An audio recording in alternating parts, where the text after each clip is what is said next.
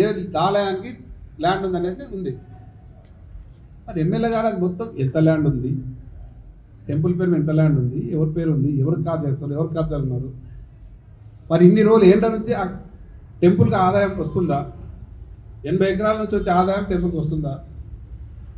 ఇది జస్ట్ నా రిక్వెస్ట్. దానికి మరి పబ్లిక్ కూడా తెలియాలి కాబట్టి నువ్వు ఎమ్మెల్యే గారిని నీ సొంత గ్రామం కాబట్టి అది కూడా క్లియర్గా డిక్లేర్ చేసి శ్వేతపత్రం ఉంటారా ఏమంటారో చేస్తే బాగుంటుంది, పబ్లిక్ తెలిస్తే బాగుంటుంది. నేను ఎప్పుడు కూడా ప్రైవేట్గా ఎవరి మీద కంప్లైంట్ చేయలే, మాట్లాడలే, జరగలే. ఎప్పుడు కూడా జడ్చల్లా చరిత్రలా ఎప్పుడు లేదు. చాలామంది ఎమ్మెల్యేలు ఉన్నారు. సరే ఈ మధ్యన మల్లు రవి, ఎర్రశేఖర్, నేను, ఈ అనిరుద్ రెడ్డి గారు, నలుగురు ఉన్నాం, కృష్ణారెడ్డి గారు, సుధాకర్ రెడ్డి, ఎవ్వరు కూడా పర్సనల్ ఒకరి మీద కామెంట్ చేసుకోలే, మాట్లాడుకోలే. ఎవరి పని వాళ్ళు చేసుకుంటే పోయారు. ఎదుటి మీద ఎవడు మాట్లాడుతుంటే పని చేత కాకుండా మాట్లాడుతారు. 6 నెలలు మాట్లాడదు, ఇంకా సంవత్సరం అయిపోయింది, 2 నెలలు వస్తున్నది, ఇంకేం మాట్లాడదు. ఇప్పుడు కూడా ఇంకోటి ఏంటంటే నువ్వు కబ్జాలు అన్నావు కాబట్టి అయ్యా మీడియాలు మీరు కూడా మళ్ళీ అడగాలి, మళ్ళీ చేయాలి, ఎమ్మెల్యే గారు ఎంబడి వాడాలి.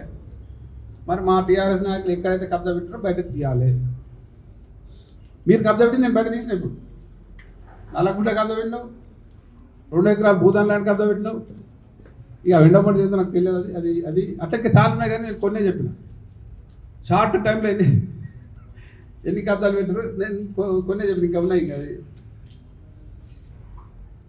మళ్ళీ ఒకసారి ఇటువంటి మాట్లాడితే కరెక్ట్ కాదు. ఇంకోటి మాట్లాడు కాదు, ఖచ్చితంగా మా వాళ్ళు ఎవరు కబ్జా పెట్టారు, ఏ ల్యాండ్ పెట్టారు, ఏ సర్వే నెంబర్, ఎన్ని గదాలు పెట్టి బాగా బయట పెట్టాలి. ప్రస్తుతం మీరు రోజు రాయండి.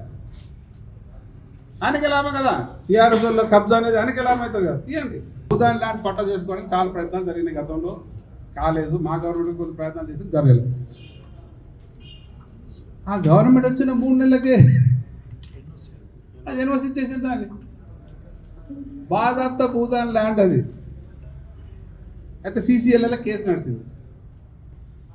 సీసీఎల్ఎల్ కేసు నడిస్తే సీసీఎల్ క్లియర్ ఆర్డర్ ఇచ్చింది, ఇది భూదాన్ ల్యాండే, దీన్ని ఇమ్మీడియట్లీ ఎంఆర్ఓ టేక్ ఓవర్ తీసుకొని గవర్నమెంట్కి తీసుకొని హ్యాండ్ ఓవర్ చేసుకోవాలి, దాన్ని వాళ్ళకి ఖాళీ చెప్పేలా ఉంటాయి. అది జరిగి కూడా 2 నెలలు ఇప్పుడు ఏం చేయలేదు. మరి దాన్ని కొంతమంది పోయి ఎంఆర్ఓ నువ్వు అడిగితే సార్ మాకు ప్రెషర్ ఉంది. మరి ఇది మరి మీరు కూడా ఇక్కడ రాసలేదు, మరి ఎందుకు అది దీన్ని అంటారు కబ్జా అంటే. భూదాన్ ల్యాండ్ను అంటే ఇప్పుడు వాళ్ళ గవర్నమెంట్నే ఎన్ఓసి వచ్చింది, వాళ్ళ గవర్నమెంట్నే సీసీఎల్ఏ భూదాన్ కాదని ఎన్ఓసి చెల్లదని ఇచ్చింది. భూదాన్ ల్యాండ్ హ్యాండ్ ఓవర్ చేసుకోవాలి, గవర్నమెంట్ తీసుకొని ప్రైవేట్ దాని పనికి వస్తుంది, మన పబ్లిక్ పనికి వస్తుంది కదా. ఎమ్మెల్యే గారు అప్పుడు ఆ ఊళ్ళో పోయి ఎలక్షన్ కంటే ముందు చెంచాడు ఇసుక కూడా పోనీయను, గెలిస్తే చెంచాడు ఇసుక కూడా పోనీయను, మొత్తం అట్లే వస్తాను. వాళ్ళకి అర్థం కాలేదు, చెంచాడు పోనీయాను కానీ టిప్పలు పోనీయాడు అనేది. ఇది చెంచాడు పోనీయలేదు కానీ టిప్పలు అని నాటోడు. ఇప్పుడు అంటే నాకు అర్థం ఏంటంటే చెంచా పోనీయాను కానీ చెంచా మిగిలిన అన్నాడు. అప్పుడు వీళ్ళకి అర్థం కాలేదు, మొత్తం పోయింది. అది కూడా బాబునార్ హాస్పిటల్ బిల్డింగ్ పేరు మీద తీసుకొని ఆర్డర్ తీసుకొని అక్కడ ఏదో కొన్ని ట్రిప్పులు కొట్టి మొత్తం బయట అమ్ముకున్నారు.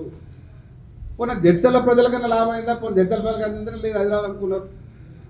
అది ఎమ్మెల్యే గారికి తెలుసు, ఎవరు అమ్మింది, ఏం జరిగింది, ఎక్కడ పోయింది అంతా తెలుసు, అంటే ప్రజలందరికీ తెలుసు. ఇప్పుడు ఎంక్వైరీ చేసినప్పుడు తెలుస్తుంది.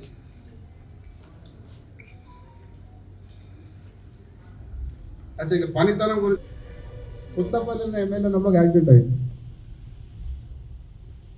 13 మంది యాక్సిడెంట్ స్పాట్ అయింది. నేను హైదరాబాద్లో ఉన్నా.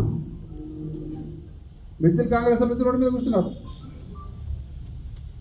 యాక్సిడెంట్ అనేది ఎవరు చెప్పి కాదు, ఎవరు చేస్తుందో ఎవరు సంబంధం ఉండదు, అయింది. అసలు వాళ్ళ స్లోగన్ ఏం తెలుసా, ఎమ్మెల్యే డౌన్ డౌన్. రోడ్ యాక్సిడెంట్కి ఎమ్మెల్యేకి ఏం సంబంధం ఉంది, డౌన్ డౌన్ అన్నారు. కరెక్ట్ అయినా గంటన్నరకి ఇటు వచ్చేసాం, స్పాట్కి వచ్చి చూసినాం, పంచాయతీ ఆఫీస్ చేసినాం. వాళ్ళు ఒక్కరొక్కరికి 12 లక్షల రూపాయలు ఇప్పించినా అలా నిన్నైనా డబ్బులు కూడా మాట ఇచ్చినా వాడు కట్టిన అడిగి ఇవ్వాలి. అదే ఆ మధ్యన 6 నెలల కింద బాలనగర్లో యాక్సిడెంట్ అయ్యింది, స్పాట్ 5 మంది చనిపోయారు. దాంట్లో 3 ఎస్టీలు 2 ఎస్సీలు బలహీన వర్గాల వాళ్ళు బడుగు వర్గాల వాళ్ళు.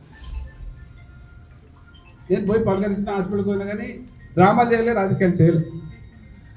జస్ట్ వాళ్ళకు ప్రభుత్వ పరంగా సాయం చేయాలని కోరిన వచ్చినాం. అట్లంటే మేము కూడా రోడ్డు మీద పెట్టు శివరాజకీయాలు చేయొచ్చు. ఆ శివాలను తీసుకొచ్చి రోడ్డు మీద పెట్టి మీ ఇంటి ముందు పెట్టి ఎమ్మెల్యే ఇంటి ముందు అప్పుడు ఇట్లా ఎవరు చనిపోతే లబడ ఒక అమ్మాయి చనిపోతే నేతాజీ చౌకలు హరిద్ర రెడ్డి వచ్చి డ్రామా చేసింది. మేము అట్లా చేయలే. మామూలు రాత్రులకు కూడా వాళ్ళకి పరామర్శించి మేము అండగుంటామని చెప్పి ప్రభుత్వ పరంగా ఎమ్మెల్యే గారు వాళ్ళకు డబ్బులు ఇప్పించాలని చెప్పినాం. 12 లక్షలు నేను కొత్తపల్లి ఇప్పిస్తే 12 రూపాయలు ఇప్పించాలి. అక్కడికి డివైడ్ రూపాయలు మార్కెట్ పెట్టి చూపించింది. నిన్న మన సోషల్ మీడియాలో నడిచింది. అచ్చా, మీకు అందరికీ అర్థం కావడానికి కొందరు కన్ఫ్యూజ్ ఉన్నారు. నేను ఒక ఆయన మాట్లాడుకుంటూ సార్ అది కిందికి ఉంది, ఇది మీదికి ఉంది కదా అన్నారు. అది కిందికి మీదికి పని నడుస్తున్నది. ఒక్క సైడ్ రోడ్ అవుతుంది, ఇంకో సైడ్ రోడ్ అయితే మొత్తం లెవెల్ అది ఈక్వల్ అవుతుంది, సేమ్ లెవెల్ అవుతుంది. ఆ లెవెల్ అనే కిందికి వెళ్ళిపోతుంది. అచ్చా, మొన్న ఎవరు అడిగారు ఇక్కడ నుంచి వచ్చిన వాళ్ళు ఎట్లా పోతారని. ఎక్కడైనా మీరు నేషనల్ హైవే బెంగళూరు హైవే చూస్తున్నారు, ఫ్లైఓవర్ కింద ఉంది. ఎగ్జాంపుల్, హెవీ ట్రాఫిక్ ఉంటుంది. హైదరాబాద్ నుంచి వచ్చేది మామూలు మలుతాయి. మనం జడ్చలకి వెళ్ళి హైదరాబాద్ మలుతాం, అక్కడ నుంచి భూత్పూర్ మలుతాం, స్లో చేసుకొని మళ్ళీ వెళ్ళిపోతాం. పోతున్నావా లేదా? గంతే సబ్జెక్ట్. గీడ కూడా డివైడ్ రూపాయలు ఉంటుంది. అక్కడ వచ్చేదానికి కొంచెం స్లో చేసుకుని ఆడున్న దాంట్లో 10% కాదు. యాదగిరి వల్ల మామంటారు. అప్పుడు జస్ట్ 2014 స్టార్టింగ్లో ఉన్నారు. క్లియర్గా డాక్యుమెంట్ అవన్నీ మెన్షన్ చేశారు. ఆ జీవో కాపీలు అన్నీ మెన్షన్ చేశారు. అమ్మాయి హక్కు ఉంది, ఆయన అమ్మాయి హక్కు ఉంది, కొని హక్కు ఉంది. దాంట్లో ఏం డౌట్ లేదు. గవర్నమెంట్ ల్యాండ్ కాదు. కొన్నాడు. కొన్న తర్వాత అది ఆ లక్ష్మీరెడ్డి అంటే లేఅవుట్ చేసింది. లేఅవుట్ చేసి ఆ 19 గుంటలు ప్లాట్ లాగా చేస్తే ఆ ప్లాట్లో దాంట్లో 1200 గజాలు ఫస్ట్ రవికుమార్ అని మన అశోక్ యాదవ్ వాళ్ళ తమ్ముడు మా అల్లుడు గారు అగ్రిమెంట్ చేసుకొని మళ్ళీ తర్వాత వాళ్ళ అండర్స్టాండింగ్లో మళ్ళీ ఇది ఆ 1200 గజాలు మాత్రం క్లియర్ టైటిల్కి అక్క పేరు మీద చేసుకున్నాం. అది ఇప్పుడు అది ముందర ఉన్నది. ఇప్పుడు ఇదేమో పట్ట ల్యాండ్ ముందు ఉన్నది. హాస్పిటల్కి 2 ఎకరాలు అసైన్ ల్యాండ్. ఈడ కన్ఫ్యూజ్ ఏం చేస్తున్నట్టు మీ అందరికీ స్క్రీన్లో పెట్టి ఇది కూడా అసైన్ ల్యాండ్. అసలు దీని ఇంకా 3 ఎకరాలు ఎవరెవరు కొన్నారంటే 1 ఎకరా 8 గుంటలు సీతారాం గారు ఉన్నారు వాళ్ళ రిలేటివ్ పేరు మీద. అంతకుముందు 1 ఎకరా చాలా రోజుల కింద క్లియర్ టైటిల్ కాబట్టి మా అక్క వాళ్ళకి కొని మన వాళ్ళతో వేరే వాళ్ళు ఉన్నారు, వేరే వాళ్ళు కొంది క్లియర్ లేదు. ఇది 3 ఎకరాల సబ్జెక్ట్. 3 ఎకరాలకు అసైన్మెంట్ సంబంధం లేదు. ఇక దీని మీద మాట్లాడుతూ ఉన్నారు. మరి ఆల్రెడీ 2 ఆయన అన్నాడు కదా, ఇప్పుడు అక్కడ 4 ఎకరాలు ఉంది అసైన్ ల్యాండ్. అక్కడ డి కృష్ణ వాళ్ళ రిలేటివ్స్ పేరు మీద ఉంది. దాంట్లో నేను 2 ఎకరాలు నా సొంత డబ్బులు ఇచ్చుకొని హాస్పిటల్కి ఇచ్చిన. మరి ఆయన తెలియక 2 ఎకరాలు ఇవ్వమను ఎమ్మెల్యే గారిని మా లక్ష్మారెడ్డి గారిని వాళ్ళ అక్కడికి చెప్పమని మీరు అందరు చెప్పుండి ఆయన అని చెప్తున్నాను. నేను కూడా మీ అందరికీ ఏం కోరుతున్నా అంటే అదే ఎమ్మెల్యే గారిని కోరుతా ఉన్నా. 2 ఎకరాలు నేను ఇచ్చిన. ఇప్పుడు హాస్పిటల్కి ఇంకా ఇప్పుడు క్రిటికల్ కేర్ యూనిట్ వచ్చింది. అది దాన్ని మీరు పోయి చూసే పరిస్థితి అది బోధం మీరు అయిపోయిన తర్వాత చిన్న ప్లేస్లో ఇరుకటంలో అది గైనకు పోయే వాడుకు మార్చులు మధ్యాహ్నం కొంచెం ప్లేస్ని అక్కడే కడుతున్నాం. నేను ఎమ్మెల్యే గారిని ఏం రిక్వెస్ట్ చేస్తున్నంటే ఆ 2 ఎకరాలు ఇంకా ఉంది. నేను 2 ఎకరాలు ఇప్పించిన. ఆ 2 ఎకరాలు పైసలు ఇచ్చి ఇప్పిస్తావా, గవర్నమెంట్తో అక్వైరీ చేసి ఇప్పిస్తావా, రైతులకు ఏం మాట్లాడతావా? ఆ 2 ఎకరాలు ఇస్తే 4 ఎకరాలు మంచిగా హాస్పిటల్ సరిపోతుంది. ఆ క్రిటికల్ కేర్ యూనిట్ కూడా అక్కడ కట్టవద్దు. ఇప్పుడు కట్టేదానికి తప్పది. అక్కడ కట్టే సరిపోతుంది. ఇంకా 12 గుంటలు ఏదైతే 1200 గజాలు అవుతుందో కోర్టుకి ఎందుకు పోయింది అనేది మాట్లాడి. కోర్టుకి ఎందుకు పోయినంటే ఈయన రెవెన్యూ డిపార్ట్మెంట్ ప్రెషర్ పెట్టి మొత్తం అసైన్మెంట్ అంటే పెట్టండి, ప్రొబిటర్ పెట్టండి ప్రెషర్ పెట్టి మావుడు ఎంఆర్ఐస్కి పోతే అరే మా మీద ప్రెషర్ ఉందంట. సరే ఎలక్షన్ ముందర సెలక్షన్ ప్రాసెస్ స్టార్ట్ చేసాం. సడన్గా ఎలక్షన్ దగ్గర వచ్చింది కాబట్టి అది చేయలేకపోయాం. అది అపెండింగ్ ఉంది. ఎలక్షన్ తర్వాత ఏం జరుగుతుందో తెలియదు. ఎలక్షన్ అయినాక కొంతమంది పోయి దాంట్లో ఉంటున్నారంట. దాంట్లో ఎవరున్నా నేను చెప్పేది ఏంటంటే అధికారులకు నేను కోరుతా ఉన్నాను, వాళ్ళని స్టడీ చేసి ఎంక్వైరీ చేసి దాంట్లో ఎవరైతే బీదోళ్ళు ఉన్నారో అర్హులు ఉన్నారో వాళ్ళకే ఇవ్వాలి, అర్హులు లేని వాళ్ళు బయటకు వెళ్ళకూడదు. ఎవరున్నా సరే, ఎవరైనా అర్హులకి కట్టిందే డబుల్ బెడ్రూమ్ కూడా బీదోళ్ళ కొరకు, ఎలిజిబుల్ ఉన్న వాళ్ళ కొరకు. అయితే ఆల్రెడీ ఇప్పటికీ దాంట్లో ఉంటున్నారంట, ఎంతమంది ఉంటున్నారో వాళ్ళని చూసి ముందే అందరినీ బయటకు వెళ్ళగొట్టకుండా అధికారులు పోయి వాళ్ళు ఎంక్వైరీ చేసి ఎవరైతే ఎలిజిబుల్ ఉన్నారో వాళ్ళు లిస్ట్ తయారు చేసి మీకు వాళ్ళకి హామీ ఇచ్చి మీకు డిప్పు దారిస్తాం ఇంకో దారిస్తాం మీకు ఇస్తామని చెప్పినాక మీతో ఎవరైతే ఎలిజిబుల్ లేనో అందరినీ పంపిస్తాం, మేము కూడా సహకరిస్తాం. నీకు ఏం కనిపించలేదు, మాకు ఏ ఇబ్బంది లేదు. అయితే రొటీన్గా బురద తరగడం అలవాటు అయిపోయింది. ఎమ్మెల్యే గారు 2 లక్షలు తీసుకోరు టీఆర్ఎస్ వాళ్ళు. టీఆర్ఎస్లు తీసుకున్నాక ఎందుకంటే ఎలక్షన్ తర్వాత లోపలికి పోయారు.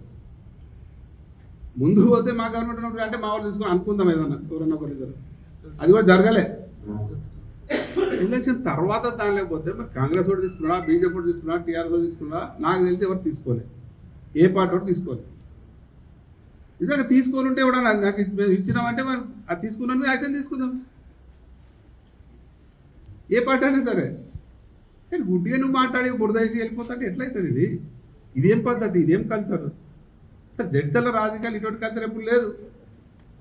ఎమ్మెల్యేలు, పాత ఎమ్మెల్యేలు, మాజీ ఎమ్మెల్యేలు, ఉన్న ఎమ్మెల్యే ఎవరు ఇట్లా మాట్లాడుకోలేదు, ఎవరు బురద చల్లుకోలేదు. నిజంగా ఏదైనా ఉంటే ఎవరన్నా అవినీతి చేస్తే ఏదైనా సబ్జెక్ట్ ఉంటే దాన్ని తీసి బయట పెట్టి తప్పు చేసి చెప్పాలి. అరే గెలిచిన మాత్రం రోజు 2 ఏళ్ళ ఇంకా అదే పాట పాడతాం, అదే అన్ని తొండి మాటలు. ఇది కరెక్ట్ కాదు, నేను సూచిస్తున్నా, ఇది పద్ధతి కాదు. మా టీఆర్ఎస్ వాళ్ళు ఎవరు 1 రూపాయి తీసుకోలే వాళ్ళ దగ్గర. ఎవరన్నా తీసుకుంటే ఇచ్చినోడు వాడికి చెప్తాడు ఆటోమేటిక్గా. అది ఎవరైనా నిజాలు తీసుకుంటే అన్ని యాక్షన్ తీసుకుందాం. అది ఏ పార్టీ తీసుకున్నా తెలుస్తుంది కదా. ఎందుకంటే గవర్నమెంట్, మీ గవర్నమెంట్ వచ్చినాక వాళ్ళు దాంట్లోకి పోయారు కాబట్టి మాకు సంబంధం లేదు. అంటే ఎవరు పోయినా ఎంత ఎవరున్నారో కూడా తెలియదు. ఇప్పటికి కూడా దాంట్లో ఎవరైతే ఎలిజిబుల్ లేని వాళ్ళు ఉంటే వాళ్ళని బయటికి పంపించి దాంట్లో ఎలిజిబుల్. కానీ ఇప్పుడు ఎవరైతే దాంట్లో ఉన్నారో 560 మంది ఉన్నారో, 500 మంది ఉన్నారో, 300 ఎంతమంది ఉన్నారో దాంట్లో ఉన్న వాళ్ళకి కంపల్సరీ ఇవ్వాలి. దానికి మేము ఫుల్ సపోర్ట్ చేస్తాం. ఎలిజిబుల్ లేని వాళ్ళకి పంపించడానికి కూడా సపోర్ట్ చేస్తాం. దీంట్లో ఏం రాజకీయం వద్దు. మరి ఇప్పుడు నా ప్రాపర్టీ మీదని ఎవరిదైనా క్లియర్ ప్రాపర్టీ మీద అధికారం ఉపయోగించి అసైన్మెంట్ చెప్పే ప్రయత్నం చేసి ఇబ్బంది పెట్టే ప్రయత్నం ఎవడైనా కోర్టుకుపోతాడు. అదంతా కోర్టుకోండు. కోర్టు క్లియర్గా ఏం చెప్పిందంటే ఆర్డర్ కాపీ ఉంది, ఇది ప్రైవేట్ ల్యాండు, పట్టా ల్యాండు, దీనికి ఎవరు మాట్లాడిన హక్కు లేదు. ఎమ్మెల్యే గారి పేరు కూడా మెన్షన్ చేసింది దాంట్లో. అనిరుద్ధ్ రెడ్డి గారు ఎమ్మెల్యే గారు కూడా ఎవరు దీని మీద మాట్లాడవద్దు అని ఇంత క్లియర్ ఆర్డర్ ఉంది. అచ్చా పేపర్లు సబ్మిట్ చేస్తారనేది మాట్లాడాడు. కోర్టులు అన్ని పేపర్ సబ్మిట్ చేస్తేనే కోర్టు ఆర్డర్ ఇస్తుంది. మీరు ఆర్డర్ కాపీలు ఉంది, మీకు ఆర్డర్ కాపీ అందరికి పంపిస్తా. జీపీ గవర్నమెంట్ లీడర్ ఆయన టైం తీసుకున్నాడు మా గవర్నమెంట్ సైడ్ నుంచి సబ్మిట్ చేయడానికి. ఆర్డర్లో క్లియర్ మెన్షన్ ఉంది. ఆయన పేపర్ సబ్మిట్ అంటే తప్పించుకొని తిరుగుతున్నాను అనమాట. కోర్టులు అన్ని పేపర్ సబ్మిట్ చేస్తే ఆర్డర్ వచ్చింది. లయన్స్ కప్ కార్యక్రమం పాల్గొన్న సందర్భంగా లయన్స్ కప్ సబ్జెక్ట్ వదిలిపెట్టి రాజకీయ సబ్జెక్ట్ మాట్లాడడం జరిగింది. సరే దాన్ని విజ్ఞప్తి వదిలిద్దాం. అక్కడ మాట్లాడిన సబ్జెక్టులో ఒక 3 సబ్జెక్టులు నాకు అర్థమైనవి. ఒకటి, పాత బజారుకు రోడ్డు లేదు, బస్సులు పోవని ఎమ్మెల్యే గారు ప్రకటించారు. ఒక బాధ్యత గల ఎమ్మెల్యే గారు మాట్లాడడం సరైనది కాదు. ఎందుకంటే అది డిజైన్లోనే క్లియర్గా అక్కడ డివైడర్ ఓపెనింగ్ ఉంది, దాని తర్వాత అక్కడ ఒక ఐలాండ్ ఉంది. ఆ డివైడర్ ఓపెనింగ్ నుంచి డైరెక్ట్ పాత బస్ స్టాండ్కు హెవీ వెహికల్స్ కూడా పోతాయి. 12 టైర్ కాదు 14 టైర్ బండ్లు కూడా పోతాయి, వస్తాయి, రిటర్న్ అయితే అన్నీ అవుతాయి. దాంట్లో ఏ ఇబ్బంది లేదు. నిజంగా ఏమైనా ఇబ్బంది ఉంటే ఎమ్మెల్యే గారు ఏం చేయాలంటే అధికారులతో మాట్లాడి ఏం చేస్తాం, ఎట్లా చేస్తాం, ఎట్లా ఇబ్బంది లేకుండా చేస్తామని ఆలోచించాలి. కానీ పోనే పోవని డిక్లేర్ చేస్తారనేది ఎంతవరకు సమస్యను ప్రజలు అర్థం చేసుకోవాలి. ఇండియా పాకిస్తాన్ తాజా అప్డేట్స్ కోసం డౌన్లోడ్ చేసుకోండి RTV లైవ్ యాప్.